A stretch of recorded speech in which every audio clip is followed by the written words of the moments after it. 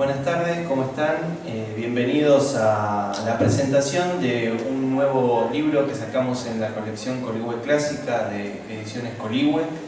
Estamos muy contentos con la salida del Gran Gatsby de Francis Scott Fitzgerald por varias razones. Creo que la primera y principal tiene que ver con trabajar con uno de los escritores norteamericanos fundamentales de la década del 20.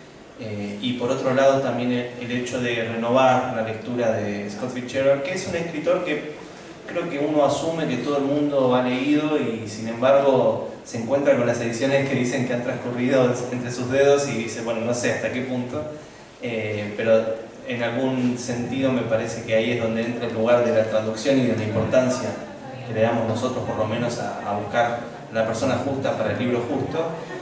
Esta fue una sugerencia de quien está aquí sentado a mi lado, que es el doctor Marcelo Burelo, responsable justamente de armar este libro, de la introducción, de la creación y el establecimiento de un apéndice, pero también de una traducción muy precisa, muy meditada acerca de esta obra, como les decía, fundamental y muy importante en la tradición norteamericana.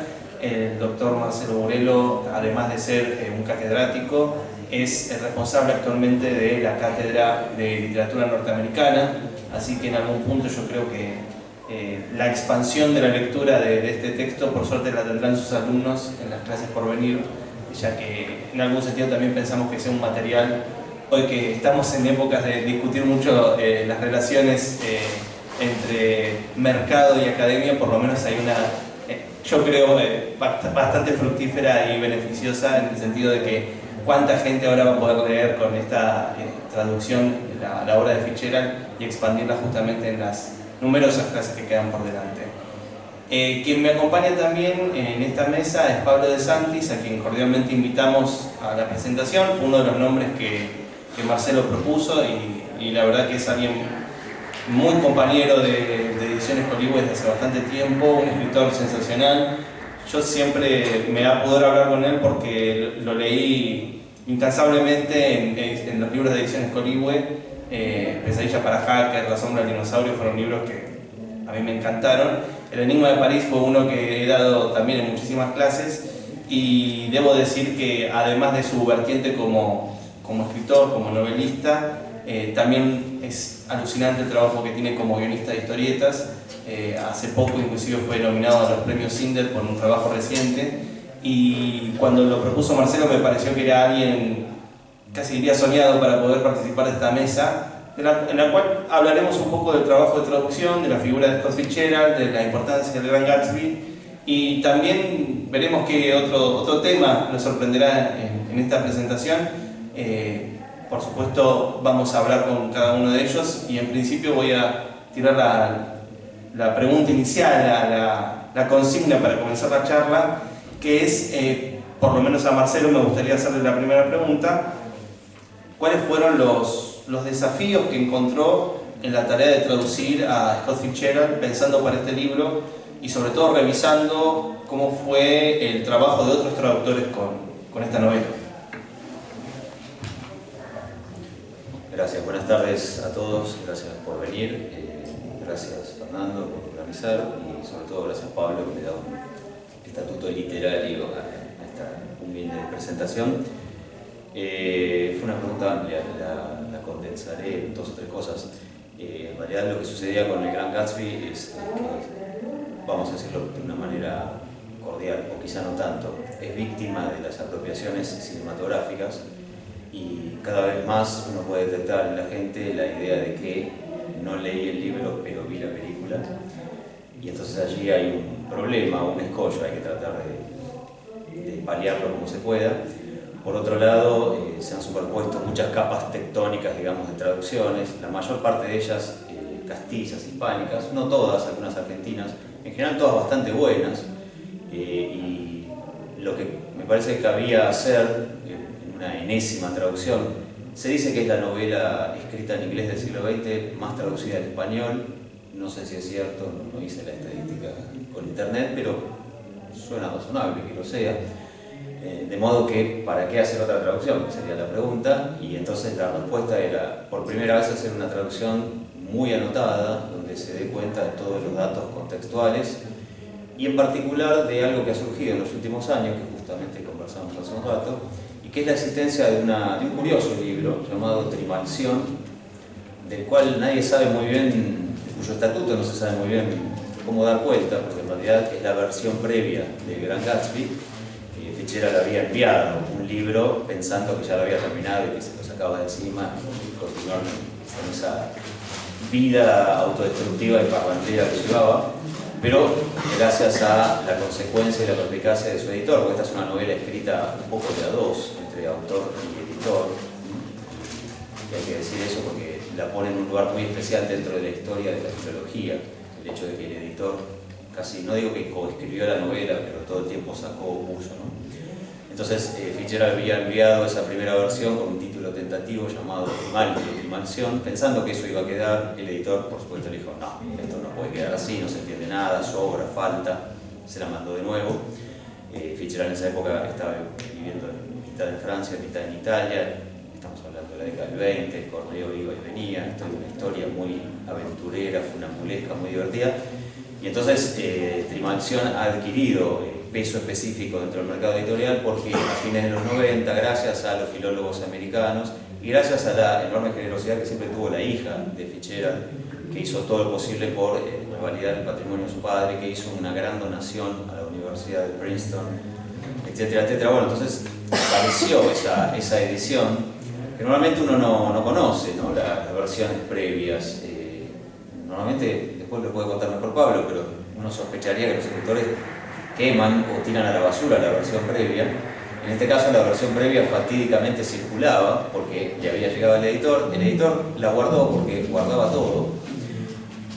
Varias décadas después, cuando ya estaban todos muertos, el libro fue dado a conocer al mercado americano. Fue un pequeño éxito en sí mismo. Nadie entendía muy bien qué libro era. En la tapa ponían El Gran Gatsby antes del Gran Gatsby o Gran Gatsby.0. Se hacían chistes de ese tipo, pero nadie sabía muy bien qué era eso. Cuestión es que el libro, bueno, revalidó, ¿no? Revitalizó el fanatismo por la novela, por Gatsby. De alguna manera también participó de la oleada de una nueva adaptación cinematográfica. Y lo curioso es que, esto es raro, pero lo más raro es que un fan de la novela, como Rodrigo Fresán, impulsó la traducción de ese texto y ese texto circula y ustedes lo pueden conseguir en librerías hoy. Entonces podrían decir, bueno, ¿qué es esto frente a esto? De modo que me parecía que era la oportunidad indicada, la primera, quiero creer que no va a ser la última, en la cual uno puede ir puntuando en el estudio preliminar y en las notas las diferencias entre Trimalción y el Gran Gatsby, ¿sí? De modo que, bueno, los libros con aparato crítico tienen esa virtud y esa desventaja de que tienen muchas notas, mucho prólogo. Uno puede prescindir de eso y leerlo y dejarse llevar, y está perfecto, es un tipo de lectura. Y otro tipo de lectura es, bueno, nutrirse de todo el contexto, de todo el aparato. Entonces lo que hicimos en esta edición fue comentar de qué va Trimalción, cuáles son los cambios, destacar el papel de ese editor, Maxwell Perkins, que además no solo lanzó a Fitzgerald, también lanzó a Tom Wolfe y también lanzó a Hemingway, entre otros. Así que era bastante bueno Perkins, podemos coincidir, ¿no? Y es como uno de los padres secretos de la generación perdida, junto con Gertrude Stein y otras personas que han quedado un poco soslayadas. Entonces, ¿cuál era el desafío de esta traducción? Bueno, es una traducción en un rioplatense más bien neutro, de modo que si alguien la lee en México o en España no sienta una gran extrañeza.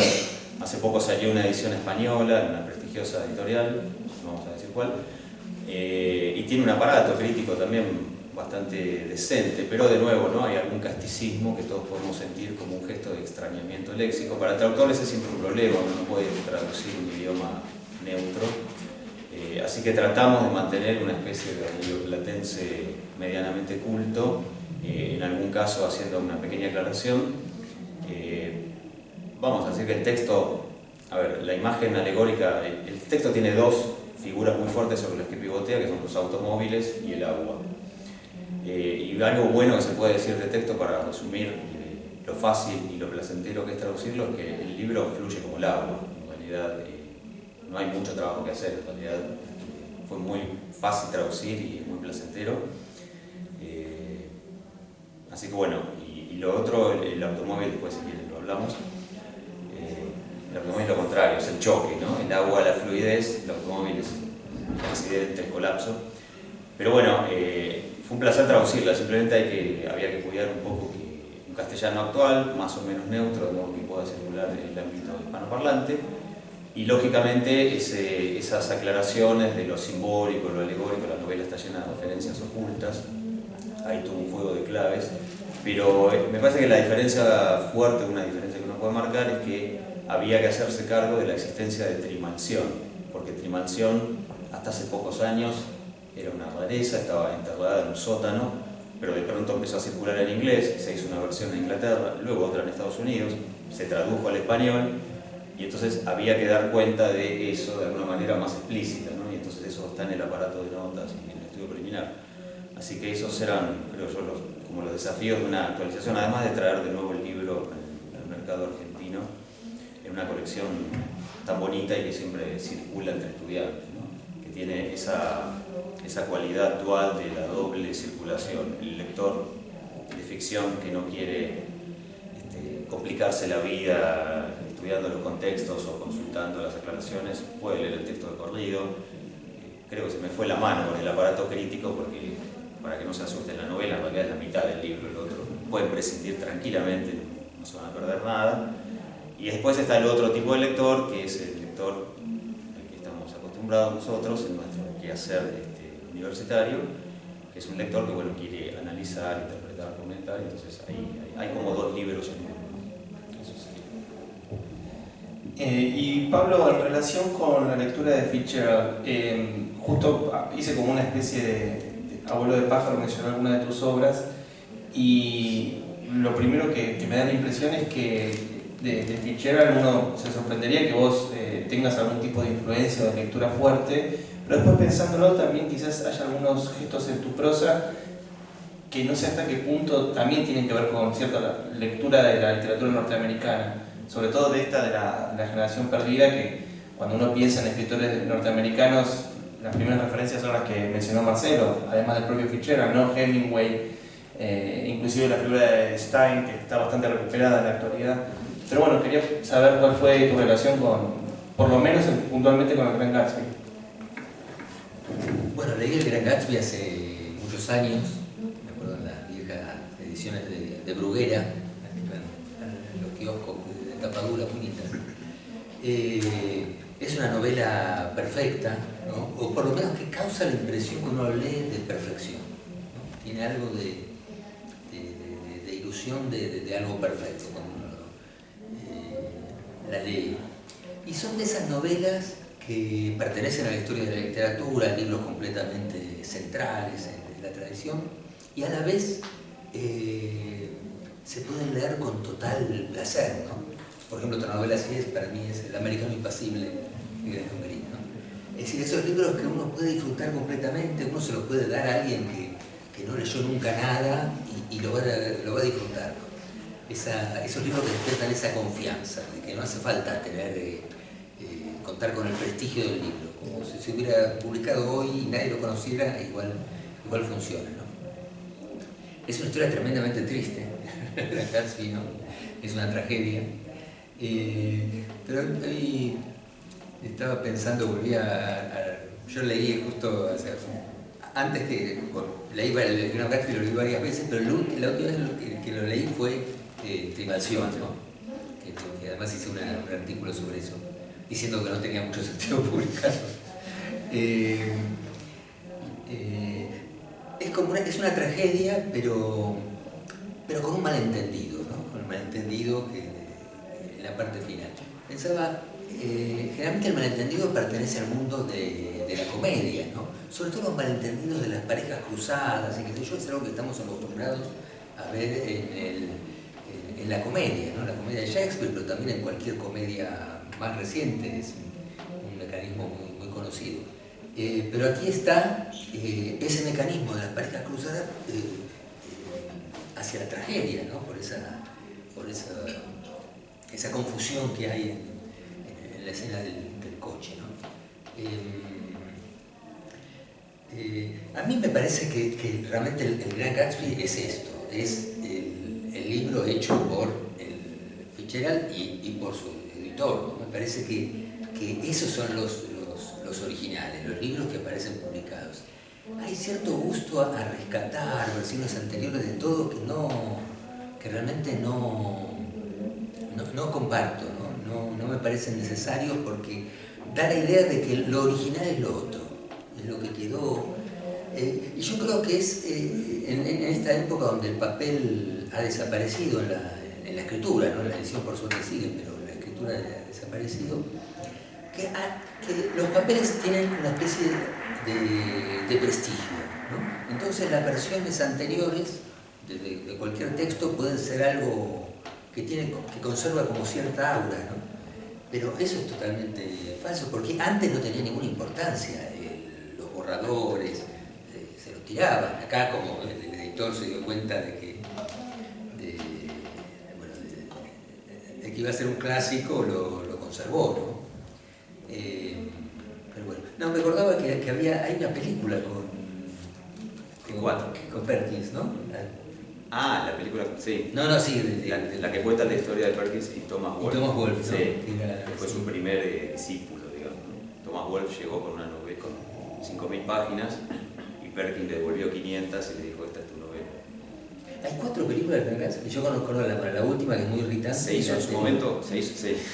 Y la de Robert Redford, la que actúa Robert Redford, no sé. Esa es la clásica de los 70, claro. La primera fue muda, en vida de Fitzgerald, y él estaba muy contento. Como la novela se vendió mal, por lo menos cobró los derechos por la adaptación de Broadway y por la película. La película fue un fracaso, pero bueno, él ni siquiera la vio la película, estaba viviendo en Europa. Pero sí, se hizo una con Alan Ladd, en la que Gatsby es como un gángster, aprovechando el cine de gángster, y está entramada como una especie de película policial que hace hincapié con los contraplanos, con las angulaciones de cámara y la iluminación en claro oscuro. Tratan de llevarlo hacia ese lado, te sorprendería mucho ver, están tratando de hacer algo muy extraño. Después está la de Redford y la última de Baz Luhrmann, nuestro amigo Leonardo DiCaprio. Sí. Hay algo que empezó como a aparecer que tiene que ver esto con el sentido de la generación, ¿no? El Gran Gatsby es una novela que tiene muchísimo que ver con los 20, con el espíritu del 20, pero también con las relaciones entre escritores, ¿no? Hablábamos de la generación perdida, que es ese nombre que se le puso a los escritores norteamericanos en líneas generales, exiliados. Bueno, justamente Hemingway tiene un libro que muy bien retrata esa época, y hablando de películas también hay una, Medianoche en París, ¿no? Medianoche en París es de Woody Allen. Sí, pero la que es de la que está representada esa época. Digo, por si alguno la vio. Sí. Pero, digo, más allá de eso está como ese sentido de la generación de esos escritores que tienen esos vínculos y en algún punto también cierto espíritu de época. ¿Qué te parece que queda eso en el Gran Gatsby? Sí, es una excelente pregunta porque lo que marca Pablo, claro, es la idea de que hay una especie de romanticismo de malentendidos que lo rescata a Gatsby como un idealista, ¿no? Alguien que está entregado a un sueño, que sale todas las noches a mirar el agua y que del otro lado está su amada de juventud que quiere recuperar con todo ese dinero y toda esa parafernalia. Y ese es como el core, ¿no? Esa es como la esencia de la obra.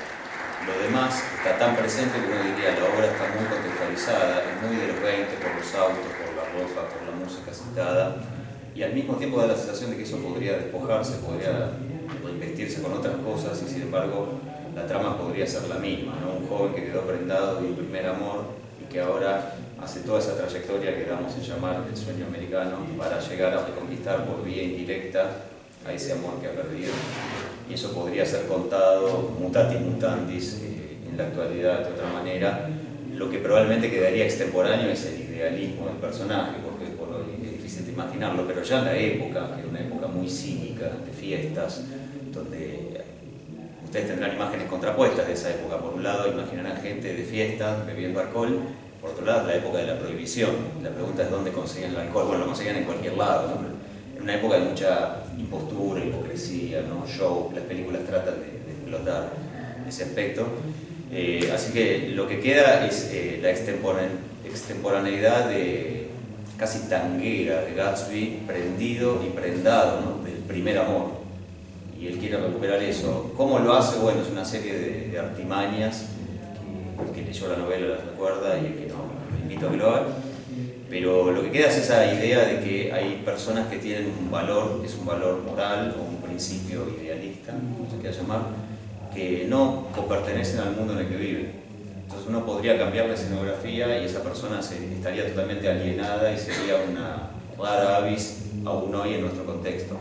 Cuando Fitzgerald escribió el libro ya era una rara avis el personaje, y el mecanismo dispositivo, creo yo humildemente, con Pablo compartirá esa apreciación, que es de Perkins, no de la apreciación, es que la genialidad de Fitzgerald es que encontró de dónde contar la novela, porque quizás el personaje más interesante no sea Gatsby, sino el que cuenta la novela, que es una especie de personaje subsidiario, tierno, pero que se deja engañar, que participa de las complicidades.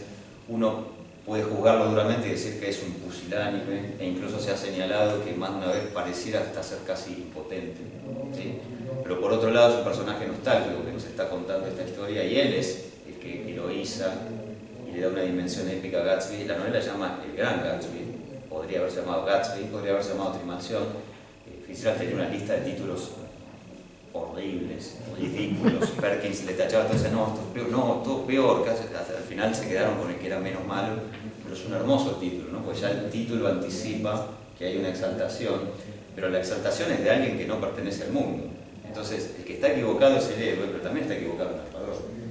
Y esa situación de asimetría con el mundo creo que queda, es lo que queda, ¿no?, de la novela, más allá de la escenografía. Y ahí Marcelo también estaba hablando justamente de este procedimiento que está presente en el Gran Gatsby. Vos también en varias obras trabajás muchísimo, me parece, con el punto de vista del narrador, con lo que el narrador sabe, desconoce y cómo eso termina afectando justamente el argumento. ¿Qué podrías decir acerca bueno, esto que acaba de señalar Marcelo, ¿no?, que también hay algo muy importante en la novela, que es ese punto de vista y esa construcción tan particular de la narración? Sí, es un narrador que es muy leal y tiene una lealtad que es muy conmovedora para el lector, ¿no? Es algo que funciona muy bien en la novela y que nos conmueve, ¿no? Vemos esa lealtad que él mantiene todo el tiempo y que Fitzgerald no obtuvo, porque cuando Hemingway, ¿no?, pienso que Fitzgerald es un poco el Gatsby de Hemingway, pero Hemingway lo traiciona, ¿no? París era una fiesta, cuentas cosas tremendas, me ruborizarían decirlas, de Fitzgerald, ¿no? Que era su amigo, ¿no? Y es un poco desleal. Pero bueno, Hemingway tenía yo creo que algún tipo de cuestión sexual no resuelta que lo llevaba siempre a... Leía, por ejemplo, la otra vez la biografía de Leon Edel, que hizo de Henry James. Yo siempre había escuchado que Henry James había tenido un accidente en su juventud que lo había dejado impotente. Siempre había escuchado eso. Y el autor de la biografía dice, eso es un invento de Hemingway. No hay ningún testimonio anterior de nadie que haya fijado eso. Eso lo inventó Hemingway. Es decir, tenía esa especie de obsesión. Pero bueno, sí, este narrador es fantástico. Este narrador siempre da la sensación de que si hay una fiesta y hay alguien que no participa, ¿no?, que está como triste en un rincón. Es este narrador, pero que está observando, ¿no? Está observando todo y lo mira con mucha crítica, ¿no? Es decir, al final percibe quiénes son los enemigos, ¿no? Y bueno, nos conmueve con lo de Gatsby y también con su última, si no me equivoco, Marcelo, me puede corregir, su encuentro con el padre de Gatsby, ¿no?, que es también un momento muy conmovedor de la novela. Sí. Como Pablo tiene mucho pudor expositivo, les cuento yo unas anécdotas de que Fitzgerald tenía miedo de no estar satisfaciendo a su mujer, que era el gran amor de su vida de alguna manera, pero era el segundo gran amor de su vida, y que Zelda Sayer, ¿no?, también una brillante escritora que le complicó la vida para bien y para mal, lo inspiró, de hecho, más de un plagio hay de Fitzgerald a su mujer. pero Zelda siempre andaba en busca de otros planes, también Fitzgerald, vamos a decir la verdad. Y es una de las anécdotas que quizás pensabas en esa, no sé, porque hay varias que son escabrosas, contadas en general por Hemingway en sus memorias o en cartas que Hemingway se cuidaba que fueran dadas a conocer. Es que Fitzgerald en un momento le preguntó si quizás no habría un problema de tamaño. Hemingway le dijo no creo, y fueron a un baño y bajaron sus respectivas prendas para comparar tamaños y dijo no me parece que esté mal eso, si no funciona es otro problema. Bueno, y esa anécdota un poco sí, impúdica de comparar miembros viene a cuento respecto de la actitud de Hemingway, que pudiendo exaltar al amigo que le había dado consejos, Hemingway lo había conocido a Fitzgerald justo cuando Fitzgerald estaba un poco decepcionado porque Gatsby no se estaba vendiendo bien, pero Fitzgerald un año antes le había recomendado a Perkins por carta: hay un pibe nuevo circulando por París, al que todavía no conocí, pero todos hablan de él, se llama Hemingway, y no Hemingway, como pusieron en una revista norteamericana. Dicen que escribe muy bien, yo no sé, porque la mitad del tiempo me voy a la playa y la otra mitad estoy borracho, pero podrían contactarlo. O sea, ya había una recomendación previa a Fitzgerald. Perkins lo contactó, Hemingway hizo algo muy sucio para romper con su editorial y poder empezar a publicar bajo la égida de Perkins en Scribner. Es decir, Hemingway le debía gran parte de su carrera a Fitzgerald, no fue el único, pero fue el más desleal de todos los que lo fueron traicionando, y eso de alguna manera hizo que Fitzgerald se fuera hundiendo en el alcohol y en la desconfianza y fuera perdiendo lectores, y cuando murió Fitzgerald era un fantasma, nadie lo recordaba, nadie sabía quién era, y pasaron varias décadas hasta que hubo un progresivo movimiento de recuperación, y una de las primeras cosas que ayudó a recuperar a Fitzgerald fue que, como Gatsby yo empecé diciendo, es una novela relativamente breve, por alguna decisión feliz, pero no sé por qué, el gobierno norteamericano imprimía libros baratos y se los ponía en las mochilas a los soldados. Y los mandaba probablemente a morir a Francia, a Alemania, ¿no? O a Japón, en 44, 45. Y uno de esos libros era El Gran Gatsby. Porque es un libro que es trágico, pero al mismo tiempo muestra soldados que volvieron de la guerra. Gatsby volvió de la guerra, ¿sí? El narrador también, y ahora salen con chicas, son felices, más allá de que mueren por otro motivo, ¿no? Son asesinados, mueren en accidentes de tránsito, pero la guerra no les hizo nada. Entonces pensó, evidentemente, el gobierno norteamericano que era una novela buena para que los jóvenes quisieran mantenerse vivos y volver a casa. Y esa generación joven, 18 años, leyó El Gran Gatsby, y cuando volvió empezaron a sentir una especie de culto, y de ahí muy de a poquito volvió a empezar. Ya Fitzgerald estaba muerto, no había muerto en el 40, y muy de a poquito empieza a subir el culto de Fitzgerald, que había quedado totalmente desotorrado. O sea, iban muriendo todos sus amigos, Edmund Wilson, Maxwell Perkins, etc.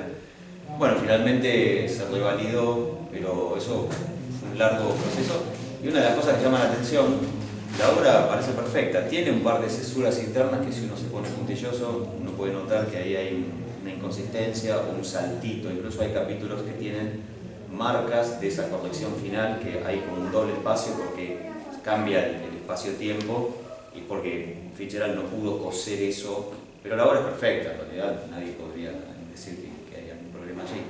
Y llama la atención que una obra tan clamorosamente perfecta haya pasado desapercibida durante tanto tiempo, y luego a fines del siglo XX, en esta especie de estadística vaga que circula, empezó a ser calificada como lo llama la gran novela americana, ¿no? Que es un mito que fue creado en parte también por Henry James, pero antes que Henry James por otro crítico, que decían, bueno, la forma por antonomasia de la literatura moderna es la novela, Estados Unidos es el país destinado a gobernar el mundo, veamos cuál será la gran novela americana, ¿no?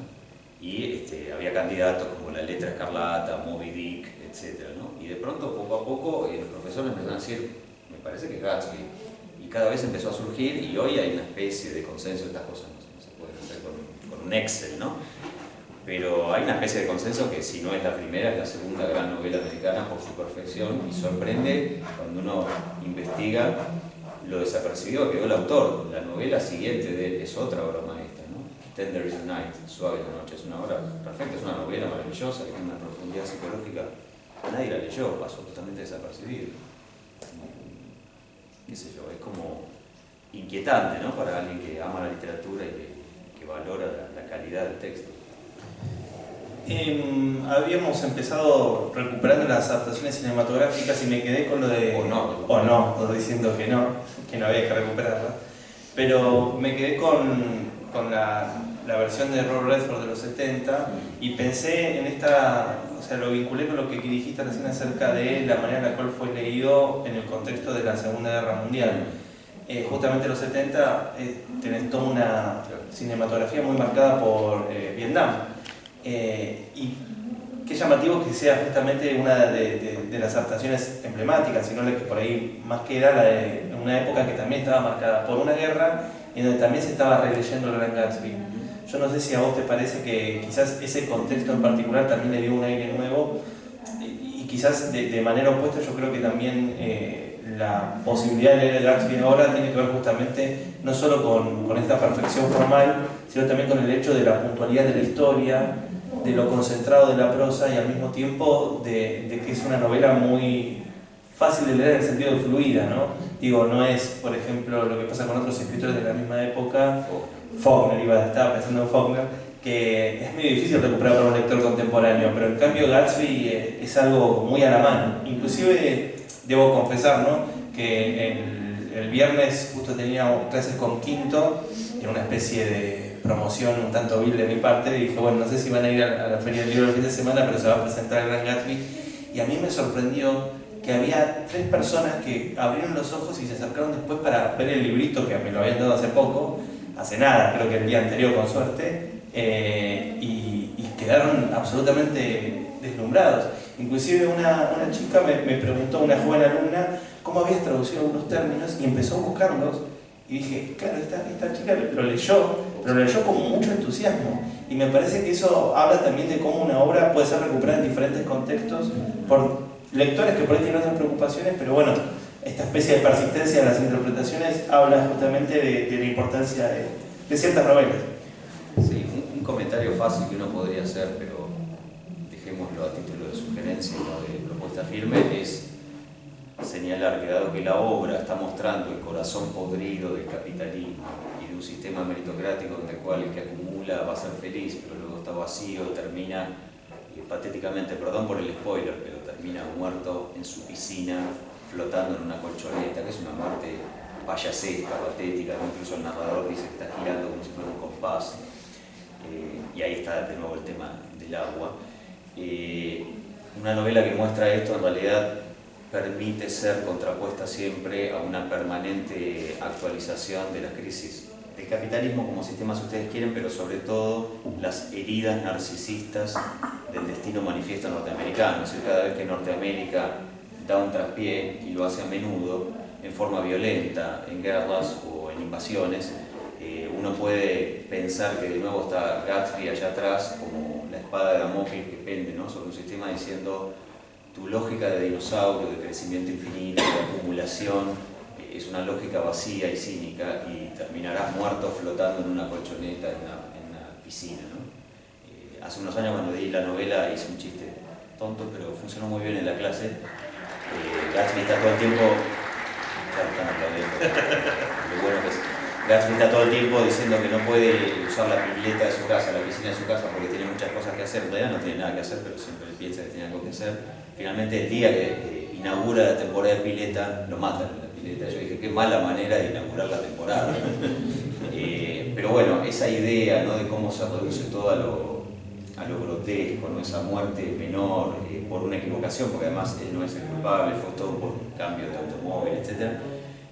Puede ser actualizada y entonces uno piensa, bueno, las heridas narcisistas norteamericanas, Corea, Vietnam, las guerras del Golfo, ya perdí la cuenta de cuántas van, y todo lo demás, de alguna manera son siempre heridas autoinfligidas por Estados Unidos, y de nuevo aparece Fitzgerald como ese personaje ambiguo que tiene Estados Unidos, que es el hombre que más parecía disfrutar las fiestas, que mejor las describió. Todo el mundo recuerda las fiestas de Gran Gatsby.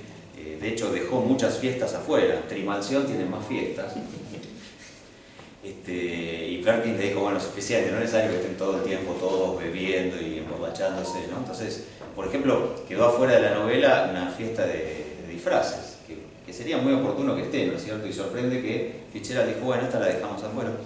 Pero bueno, una novela que tiene la ambigüedad propia del autor, el autor que disfrutaba rodeándose, ¿no?, de la alta sociedad, codeándose con los millonarios, que él quería participar de eso porque tenía un gran complejo de inferioridad, era un hombre formado en un catolicismo de clase media, venido del Medio Oeste, y que de pronto, de la noche a la mañana, con una novela, había tocado el cielo a los 23 años y de pronto se hundió. Entonces, toda la obra de Fitzgerald muestra una enorme ambigüedad de atracción y repulsión. No quiero pertenecer, pero no puedo pertenecer. Ahí hay algo magnético, pero te van a pudrir. No te acerques, pero acercate, etc., ¿no? Toda la obra de Fitzgerald, de alguna manera, está tocando esa misma canción, que es la canción de la ambigüedad ante las tentaciones de lo material. Así que se puede establecer una especie de relación, yo sugería no hacerlo, pero un poco lineal entre ciertos momentos sociopolítico-económicos de Estados Unidos, ¿sí? Si nos ponemos más finos, está la crisis de la OPEP, la crisis petrolera, por detrás de la adaptación de Clayton, con Robert Redford y Faye Dunaway, que no ustedes sabrán mucho, que es una película que ha sido muy duramente criticada, parece no tener ninguna afinidad de los personajes, ¿no? Parecen como que filmaron en escenarios distintos. ¿La viste? Sí. Redford y Dunaway ahí no armaron una química, digamos, ¿no? Parece que falta un poco de ensayo. Pero bueno, esa versión tiene la crisis económica petrolera y tiene Vietnam por detrás. Ahora uno puede pensar que cada vez que pasa, que se da una contracción en el sistema norteamericano de valores, el Gran Gatsby y Fitzgerald son como el fantasma, que viene a decir, yo te dije, no, yo te advertí. Se puede pensar eso y de alguna manera es hasta casi simpático pensarlo, ¿no? Porque el propio Fitzgerald era consciente de esas ambigüedades. Es otra de las cosas que nos reprochaba Hemingway, ¿no? Hay una frase que Fitzgerald incorporó en un cuento que es: los ricos son distintos, ¿no? Son diferentes, no los podemos entender. Los que no somos ricos no podemos entender a los ricos. Bueno, con esa frase Hemingway se hizo un festín, ¿no? Lo defenestró a Fitzgerald varias veces por carta, incluso lo incorporó en una obra. Y famosamente lo que habría dicho la primera vez que se le escuchó decir a Fitzgerald es: sí, son distintos, tienen más plata. Eso sería lo que Hemingway decía que le dijo, pero luego lo usó para burlarse, ¿no? Hemingway veía en Fitzgerald, además de un impotente, a alguien que se arrastraba detrás de los poderosos, mientras que él era el hombre musculoso, atlético y autónomo. Pero esa atracción está llena de repulsión, y eso ha sido estudiado por la crítica y ha sido conceptualizada, esa mirada, que es lo que señalaba Pablo hace un rato de Nick Carraway, del narrador. Estoy adentro y estoy afuera, lo creo y no lo creo, me divierto, pero no tanto, ¿no? Y en la novela, de hecho, hay un momento en el que Nick está mirando por una ventana y dice: yo pensaba que era lo que estaba afuera, y yo veía pasar a la gente y yo soy ellos, ¿no? Es como en la obra está puesto ese problema de querer pertenecer a algo porque desde afuera parece que la están pasando bien, pero en realidad tener la profunda sospecha de que eso es algo vacío y corrupto. Pablo, la novela claramente, como bien decía Marcelo, presenta una serie de prácticas hedonísticas, muy de maquillaje, que en el fondo me parece a mí que apareció la palabra de recubrir y me gustó eso, porque lo que recubre es algo que vos mencionaste al principio, que es una tragedia, ¿no? Algo que podría funcionar como una tragedia. La hibris central del relato también tiene que ver con esto, no te creas este mundo de oropeles, porque en realidad todo va a terminar de la peor manera. ¿A vos cómo te parece que en algún sentido actualiza esa lógica de la tragedia en una novela tan moderna que inclusive al día de hoy uno se sorprende de la vigencia que tiene? Bueno, lo que tiene vigencia siempre son las historias de amor, ¿no? Porque esto de alguien que quiere conquistar el mundo, pero no por el poder en sí mismo, sino porque para conquistar a una mujer, esto es fabuloso, es una novela romántica, completamente romántica, ¿no? Él tiene el poder, tiene el dinero, tiene toda la fiesta, pero lo único que le interesa es ella, ¿no? Esa es su meta, que es lo que no consigue. Entonces yo creo que esto hace también que la novela pueda hablarle a distintas generaciones, porque siempre es algo que nos interesa, ¿no? Las historias de amor. Pero también el personaje de Nick, que en esta misteriosa devoción que siente por Gatsby, también yo creo que ahí hay algo que conmueve especialmente y que también habla a más de una generación, ¿no? Eso, alguien que observa las cosas, que no se mete, no se mete demasiado, ¿no? las observa sin participar demasiado y poniéndose un poco afuera, ¿no? Hay un momento en que el personaje dice, me di cuenta que ese día cumplía 30 años, que entraba, se abrían las puertas, no sé, una radeja, algo así, y lo hice mejor. Pero digamos, esa idea, él está como olvidado de sí mismo hasta el punto de que es su cumpleaños, pero además no cumple cualquier. Sabemos que cuando pasa de década es algo que uno lo festeja y lo recuerda especialmente y lo lamenta especialmente. Yo acabo de cumplir 40, te digo, Pablo. De hecho, perdón, hay una carta de Fitzgerald famosa en la que él dice: los 30 años son el fin de la vida, no llegues a los 30. Es como los rockeros que querían morir joven, sí, estaba anticipando eso, y entonces él inscribe en la novela esa preocupación que él tenía por el hecho de cumplir 30. Nick la expresa así de una manera poética, ¿no? ¿Cuánto tendría más o menos él cuando escribió Gatsby? Y más o menos andaba por ahí, o sea que estaba con una angustia, sí. Tenía muchas angustias y acababa de nacer su hijita, y entonces Perkins le recordaba todo el tiempo: tenés que ser un escritor serio y vender, porque si no tu hija se va a morir de hambre.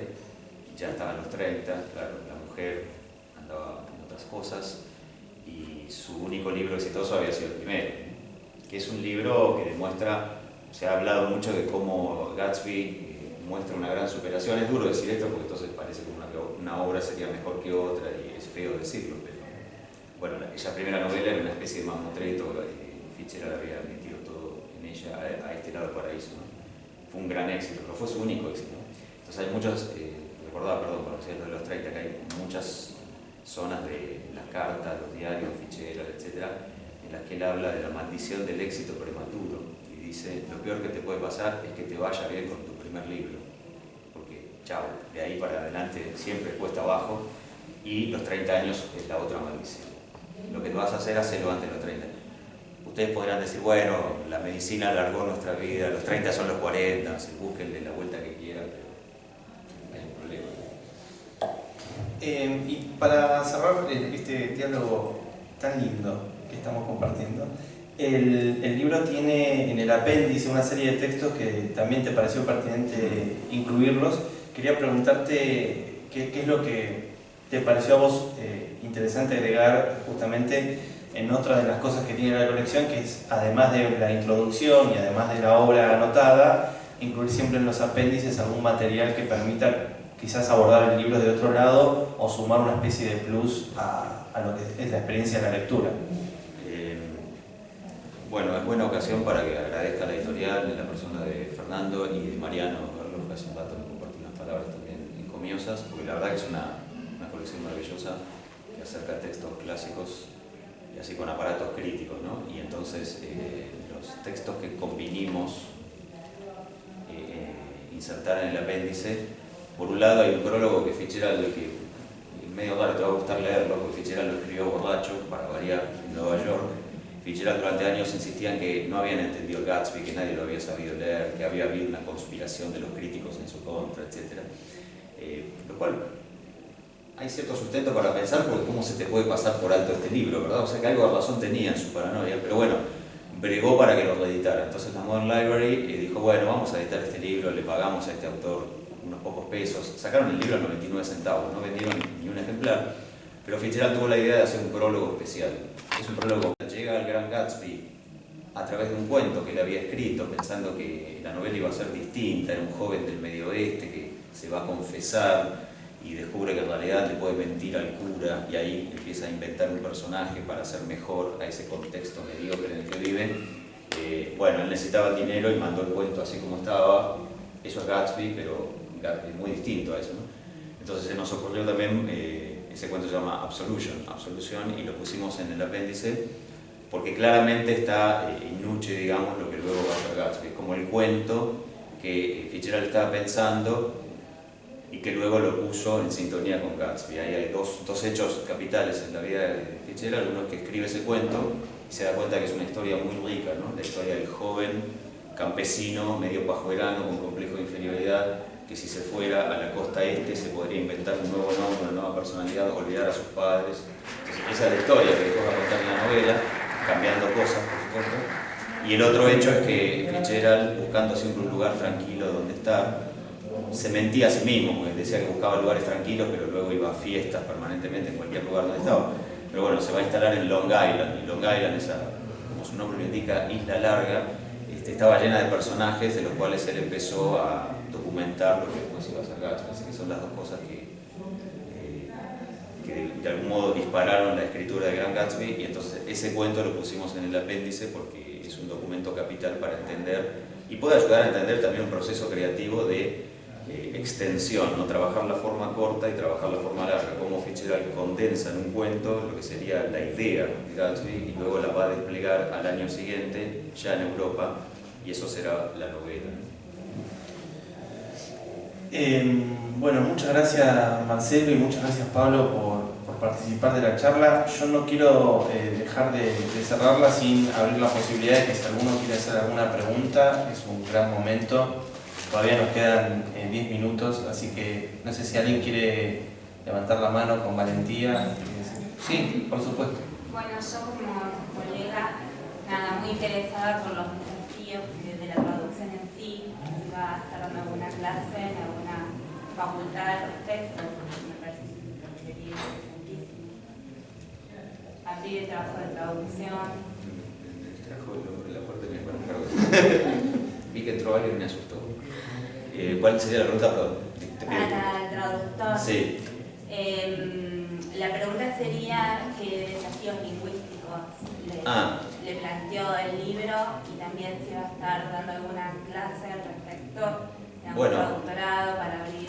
Sí, aquí hay colegas de la Cátedra de Literatura Norteamericana, así que allí damos clase, con algunos a veces algún curso de extensión universitaria o cosas así.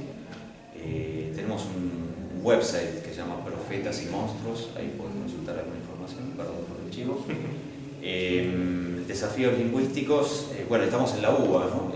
Con Fernando tomamos la decisión de, yo omití algunos agradecimientos que debería haber hecho a mi compañera y a Costa Picasso, que tanto tuvo que ver con esta colección, y a Fernando y a otras personas, bueno.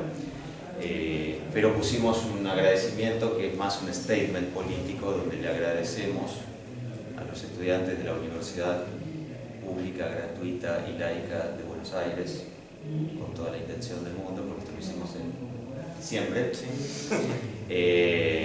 Creo que se nota que lo hicimos en diciembre, pero bueno, entonces allí nos podés encontrar en esos espacios, pero luego encantado si querés intercambiamos información, o en este website que yo te acabo de comentar, donde la cátedra, aquí hay algunos colegas, nosotros allí compartimos mucha información por fuera de la UBA, ¿no es cierto? Eso por un lado. Por otro lado, problemas lingüísticos no demasiados. Fitzgerald tenía un escritor de cabecera que es el poeta romántico inglés John Keats. Tenía un léxico preciosista muy amplio. Era amigo de Edmund Wilson, porque habían estudiado juntos en la universidad. Wilson terminó la universidad, Fitzgerald, como creo que pueden sospechar, no.